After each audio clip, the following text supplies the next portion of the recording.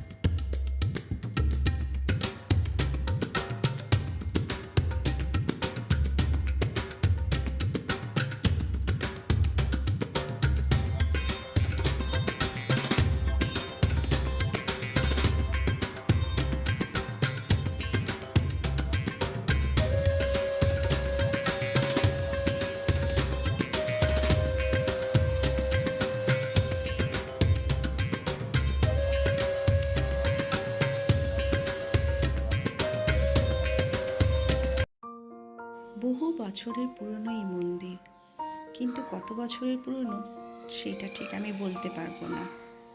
কারণ এখানে পুরোহিতদের যে আমি জিজ্ঞাসা করব যে মন্দিরটার বয়স কীরকম হবে তার কোনো উপায় নেই। সবাই পুজো দিতে ব্যস্ত। শ্রাবণ মাস, বাবার মাস। আর আমরা যখন গেছিলাম খুব একটা ভিড় ছিল না, তাই পুজোটা খুব সুন্দরভাবে আমরা দিতে পেরেছি। আমার মা এদিকে পুজো দিচ্ছে আর আমি বাবাকে দু চোখ ভরে দেখছি, আর সেটা কিন্তু তোমাদেরকেও দেখাচ্ছি। কারণ আমি ভাবলাম যে আমি দেখবো যেটা প্রথমবার, সেটা তোমাদের সাথে না দেখাবো না, সেটা কি বললে হয়? হয়তো তোমরা এর আগে এই বাবার দর্শন করেছো, আবার অনেকে হয়তো করনি। যাই হোক, আমি দু চোখ ভরে বাবাকে দেখলাম। আর আমার দিদির বাড়ি আশেপাশে, কিন্তু দিদি অনেকবার বলেছে যে দেখে আয়, কিন্তু দেখো এত বছরে এই প্রথমবার বাবার দর্শন করলাম। আর মন্দিরটা পুরো বটগাছের শিকড়ে দিয়ে ঢাকা। শিকড়গুলো যেন আষ্টে পিষ্টে জড়িয়ে রেখেছে মন্দিরটিকে। আর কিছু বলবো না, দু চোখ ভরে তোমরাও দেখো।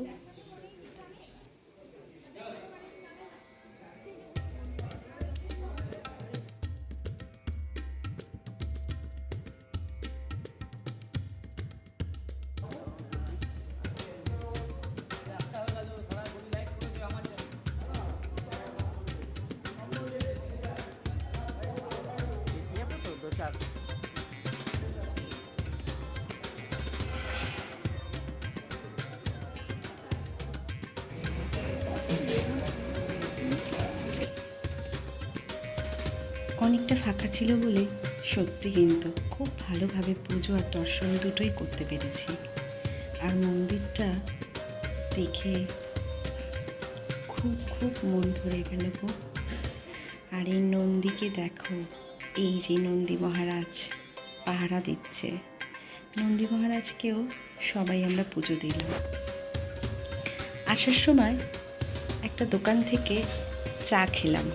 চা খাওয়ার থেকে স্টলে দেখলাম নানা ধরনের কিন্তু এখানে চা পাওয়া যায়।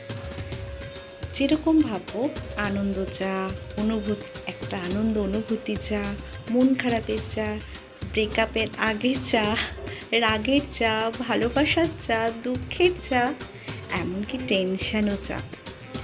তাই ভাবলাম বৈদ্যনাথ টি হাউসটা তোমাদেরকে একটু দেখিয়ে দিই। চাটা কিন্তু মালাইয়ের সাথে খুব ভালো ছিল।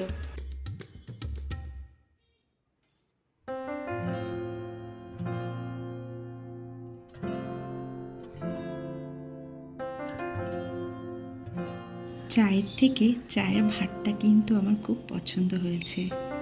যাই হোক বন্ধুরা, কেমন লাগলো ব্লগটা অবশ্যই কিন্তু জানিও। অপেক্ষায় রইলাম কমেন্টে।